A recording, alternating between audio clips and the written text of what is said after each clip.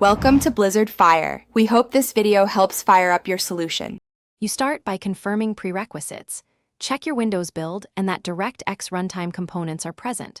Once done, update your GPU drivers using the vendor utility or device manager. This often resolves incompatibilities. Next, run System File Checker. Open command prompt as administrator and run sfc/scanno to repair corrupted system files. Make sure to reboot after driver or system repairs. These steps set a clean baseline, so subsequent fixes operate on a healthy system.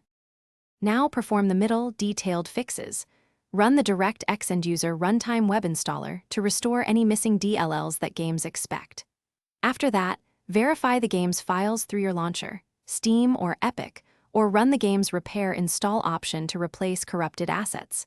Make sure to disable overlays, recording tools, and antivirus temporarily, because injected overlays often crash Directx.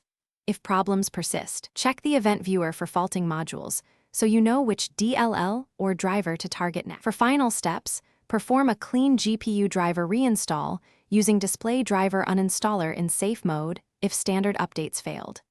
Then, launch the application at lower graphics settings and try exclusive full screen versus windowed mode to isolate the issue.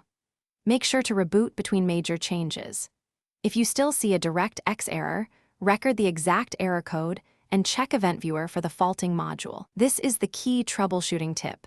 Precise logs point to whether it's a DLL, driver, or game bug, guiding your next action.